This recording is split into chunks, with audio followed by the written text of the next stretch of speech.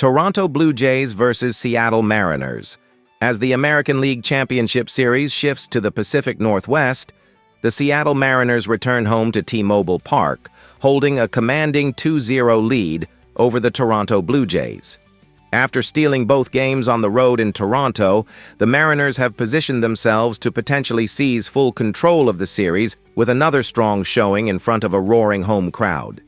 The Blue Jays, meanwhile, find themselves on the brink of desperation, one loss away from falling into a nearly insurmountable 3-0 series hole. It's a matchup that pairs Toronto's high-powered offense and seasoned rotation against Seattle's resilient, pitching-first identity, with both clubs having fought their way through the grind of a 162-game season to reach this crucial October stage.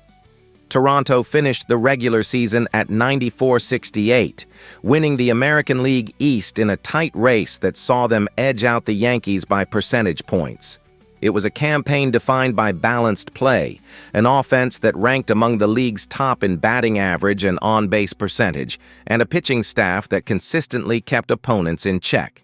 Seattle, on the other hand, clawed its way to a 90-72 record, finishing second in the AL West behind Houston but surging down the stretch to secure a wild-card berth.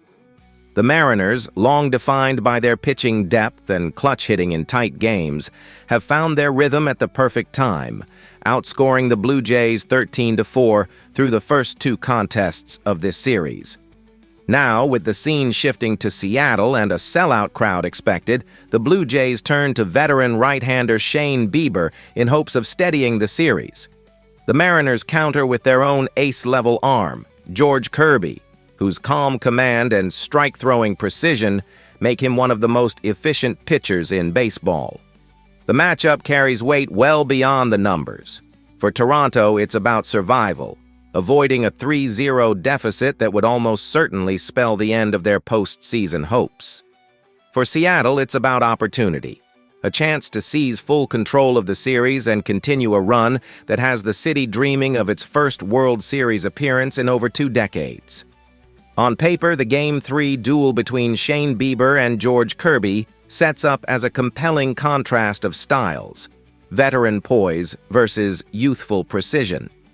Bieber, acquired by Toronto to bolster the rotation with playoff-tested experience, carries an ERA of 6.75 this postseason, though his regular season mark of 2.25 suggests he remains capable of vintage dominance when locating his sharp-breaking pitches. Over 10 innings pitched this October, Bieber has allowed 6 earned runs on 12 hits while striking out 5 and walking 2, a sign that his command has wavered slightly compared to his peak form in Cleveland. Still, his ability to generate weak contact and navigate deep lineups makes him a potential stabilizer for a Blue Jays team that badly needs length from its starter after taxing the bullpen in Games 1 and 2. If he can rediscover his rhythm and consistently hit the corners, Bieber has the tools to neutralize Seattle's aggressive approach, and his veteran presence could help steady Toronto's defense and give confidence to hitters struggling to find traction against Kirby's precise arsenal. Kirby, meanwhile, has been Seattle's model of consistency. The 27-year-old right-hander enters Game 3 with a postseason ERA of 2.70, allowing just 1 earned run over 10 innings while fanning 14 and issuing only 1 walk. His combination of pinpoint fastball command and efficient strike throwing has made him one of the most dependable arms in the league, capable of navigating high-pressure situations with poise. During the regular season, Kirby finished with a 3.32 ERA and a WHIP near 1.05, demonstrating elite control and an ability to neutralize both righties and lefties alike. Beyond the numbers, his ability to mix pitches effectively, blending a sharp slider, changeup, and well-located fastball, keeps hitters guessing and prevents Toronto from establishing any rhythm at the plate. Against Toronto's power-heavy lineup, Kirby's skill at working the edges, inducing weak contact early in counts, and maintaining composure in tight innings will be essential to keeping the Blue Jays' run producers off balance, while also setting up Seattle's bullpen for a strong finish in what promises to be a closely contested clash. The Mariners have leaned heavily on their rotation to set the tone this postseason. And with Brian Wu and Logan Gilbert already providing critical innings earlier in the series, Kirby's role takes on added importance as the game's momentum could hinge on his performance. Toronto's challenge will be to force him into deep counts, drive up his pitch total, and ultimately exploit the bullpen in the later innings, where matchups could become more favorable for the Blue Jays hitters. Bieber, conversely, must rediscover his command to silence a Mariners offense that has feasted on fastballs over the middle of the plate, particularly from pitchers who fall behind in the count. The first few innings will likely dictate the game's rhythm. If Bieber can establish his curveball early and consistently locate his off-speed pitches, Toronto may find itself back in contention, turning what could be a grind into an opportunity to seize momentum and swing the series in their favor. Offensively, Toronto enters Game 3 with a clear need for a spark from its core hitters. George Springer, the veteran right fielder and leadoff catalyst, led the Blue Jays in home runs during the regular season with 32, along with 84 RBI and an OPS north of .800. His postseason track record as a big-game performer gives Toronto hope that a breakout could turn the series, particularly in high-leverage moments when timely hitting is critical. Shortstop Bo Bichette, who paced the team with a .311 average, 94 RBI, and an impressive .483 slugging percentage, remains Toronto's most consistent bat, able to generate offense both through the air and on the ground.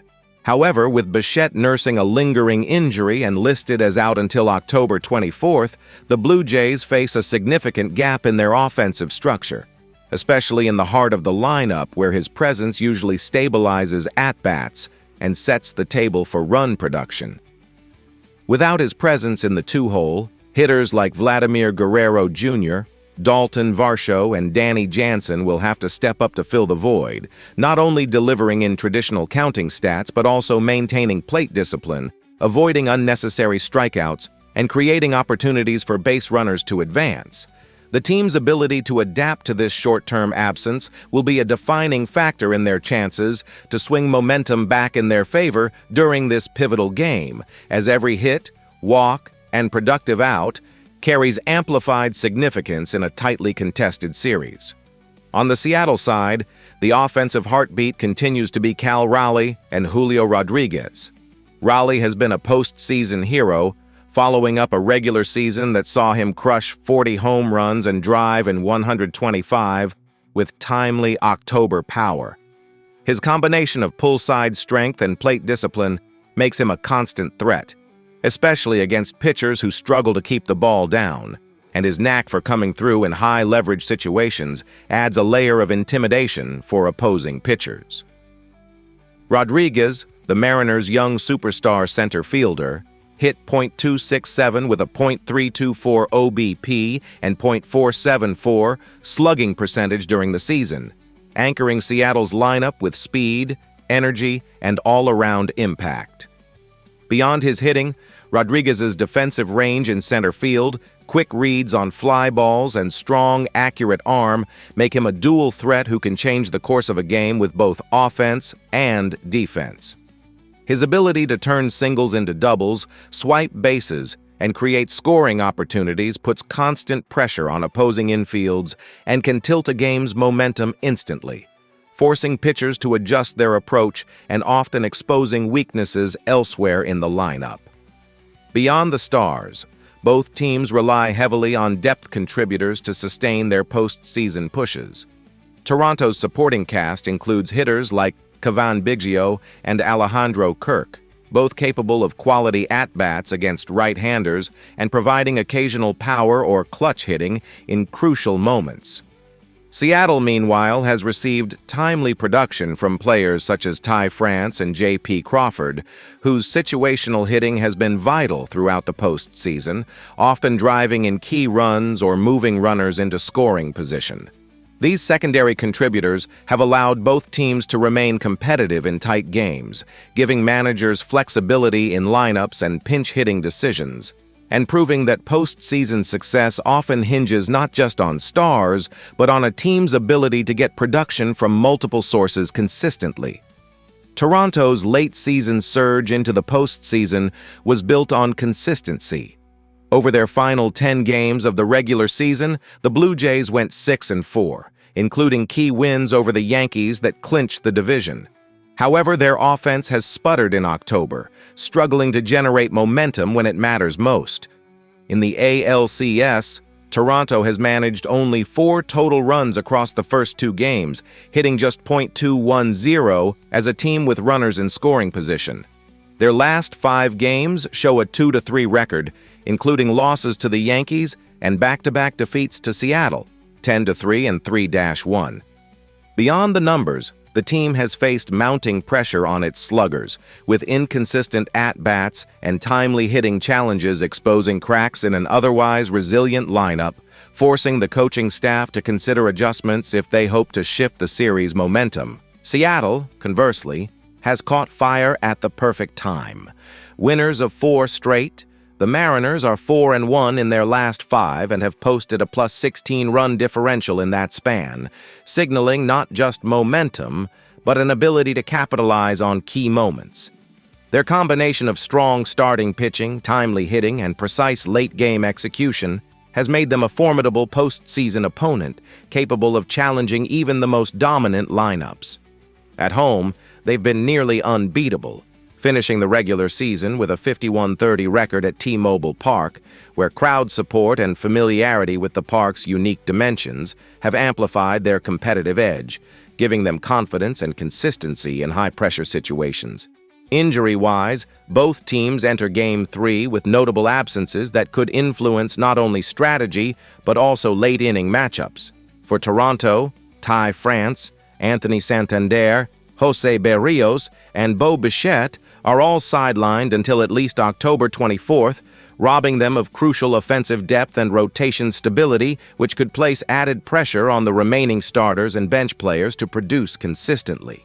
Reliever Nick Sandlin is also out, further thinning an already taxed bullpen and forcing manager decisions that might require overextending available arms. Seattle, while relatively healthier, is without relievers Gregory Santos and Jackson Kowar, both on the 60-day injured list, and infielder Ryan Bliss, who is sidelined until February, reducing infield depth and limiting matchup options. Reliever Trent Thornton remains on the IL until May, which limits Seattle's bullpen flexibility but does not critically impact the immediate ALCS roster, though it could influence rotation and late-inning usage if the series extends to a decisive Game 7. Toronto's 94-68 record crowned them AL East champions, tied by percentage points with the Yankees, but leading on tiebreaker. Their offense ranked among the top 5 in the American League in runs, 768, and batting average, .281, while their pitching staff posted a solid 3.90 ERA, anchoring the team's overall balance. Despite their regular season dominance, the postseason has exposed cracks, particularly in situational hitting and middle relief, where inconsistent performances have left key innings vulnerable. These weaknesses have occasionally shifted momentum in tight playoff games, testing the depth and resilience of the roster as they navigate high-pressure situations against elite competition. Seattle, meanwhile, rode a 90-72 record to the postseason, finishing second in the AL West behind Houston. They ranked near the middle of the pack offensively, but leaned heavily on one of the league's best pitching staffs, which allowed just 645 runs all season. In the playoffs, that formula has carried over seamlessly.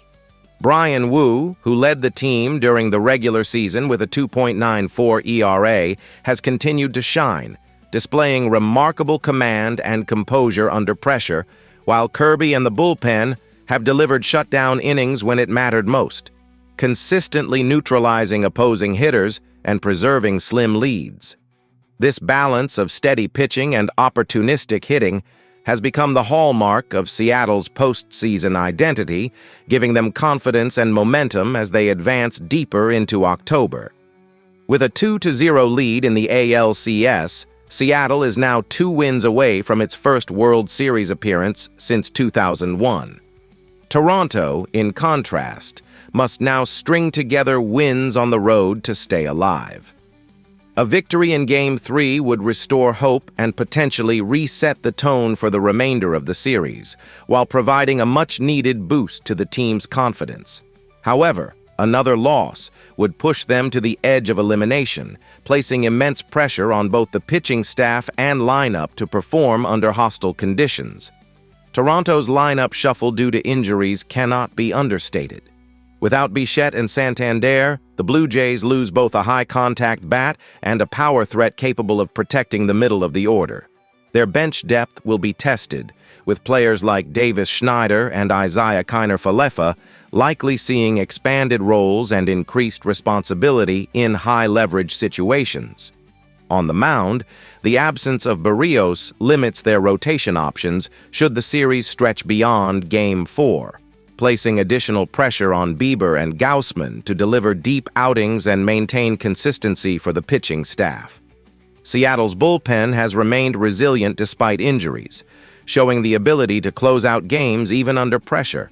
Andres Munoz continues to anchor the late innings with his explosive fastball-slider combination, consistently missing bats and shutting down rallies.